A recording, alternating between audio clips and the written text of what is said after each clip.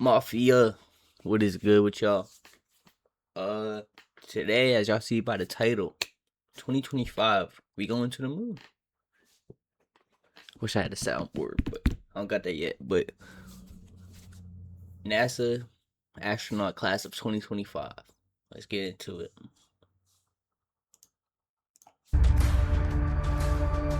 President Trump and I have a mission.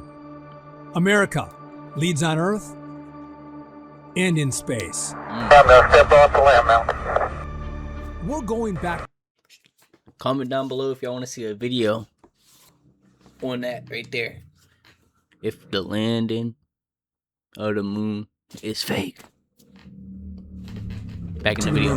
Back That's one small step for man, And this time, when we plant our flag, one giant leap for mankind. we stay. All right, welcome back to ABC News Live Weekend, where we are taking one giant leap into space. Last week, I traveled to NASA's Johnson Space Center in Houston and met up with the all-new 2025 astronaut class, along with acting NASA Administrator Sean Duffy, as they prepare to eventually go to the moon and beyond. Take a look.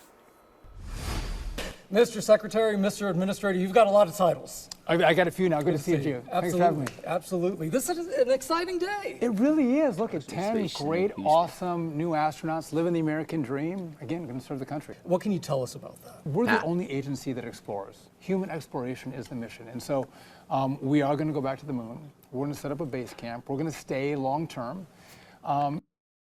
So we couldn't do that in 1996, I think it was. No, we couldn't. Definitely couldn't do that.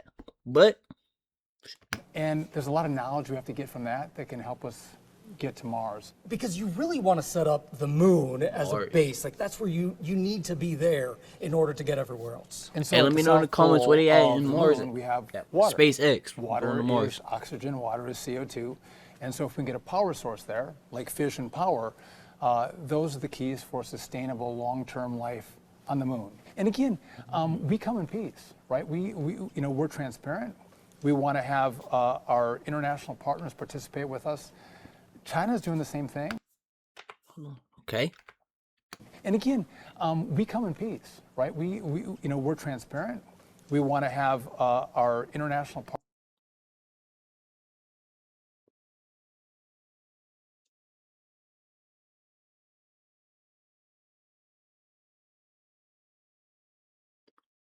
partners. Participate with Okay. us. Where's everybody China's else? doing the same thing, but they have a military component to what they do. It's not a civil organization; it's a military organization. And so, Are you concerned that's- about that? Okay. Of course I am. Of course I am. They used to say, "He who controls the seas controls the world." I think he who controls space controls the world. And again, we're not about control. We're about peace and partnership and transparency. But that's not the Chinese, and that's why we should be concerned. So how does America win this new space race? Well, we set the vision, right? We got to say we're going to do it. And then we have to work with our corporate partners. And we got to innovate. We have to create. And again, it's just like the 60s and the 70s, where you set the vision 60s. and you set It was people in like space this in the and this 60s? organization loose. And it's amazing what they can do. We have Oh, the okay, smartest okay. people in the world that work at 1960. NASA. Some people have been naysayers. bad, on my us. bad. Some people have said you guys can't do it. I have faith in So this it was organization and our 1969. corporate partners that we are going to win the second space race. We're going to win back to the moon, and we're going to win to Mars. I want to hear from some of them about We're going to win the second space race. We're going to win back to the moon, and we're going to win to Mars. So let me ask y'all something, man. Where do you see the future going 20 to 30 years with this? Now just let me know. I want to hear from some of them about what makes them so excited about this. I think I'm excited about so much about the future of human space exploration. I think, seeing more and more people get to go to space into low Earth orbit and beyond, and then to see humanity go back to the moon and one day to Mars, I think that it is a really exciting time to be alive. Do you feel a little nervous when you hear the administrator talking about these things and all of these goals that we have ahead? I think it's a challenge that Americans can. So look, man, back then, niggas couldn't do this, y'all. They couldn't do this right here, what I'm doing. They had to watch it on the news. Wait till that dude goes to the space shuttle, Apollo 11, I think it was. flew to the moon. Went there. They had to watch it on TV. Like some TV, box TV. Black and white. Watch it go up. Go into orbit. I'll explain this real quick. So, I ain't no scientist or nothing, but let me explain. So, it's like 1, 2, 3, 4, 5. There's like a couple sections of the aircraft, the rocket. They're in like the top. So boom, boom, boom. Fast forward, goes up, breaks down into its pieces, and then it shoots it off. So it orbits it around the Earth, and it shoots off in a perfect distance to the moon. It's like 25,000 something. They don't burn no fuel in space. Boom, keep going. But boom. Get to the moon. That gravity picks them up. Then it shoots them back. Ain't no scientist or nothing. That's just what I heard. Allegedly. But boom. So yeah. Absolutely. Back then they ain't do that. They couldn't do this. That's all I was trying to get at, I think. Accomplish. If we're given the direction and the resources, we have the capability to innovate to make that happen despite the challenges ahead of us. You know, when I was watching my very first launch, not my launch, but when I was watching my first launch there and I saw humans going up, I thought, oh my gosh, this is what humans can do if we come together. What is it that you think about They when had to you like watch watch it back then. They couldn't do When that. you watch launch, and for me, the dream started with aviation. I was that little kid glued to the airplane window, watching all things aviation, space launches. I remember watching the space shuttle launches and landings. It just really emphasizes what is possible for the human spirit. I mean, this organization has literally time and again for multiple generations shown the world that what we once thought was impossible really is possible, and it takes a lot of smart people and a lot of hard work to get there.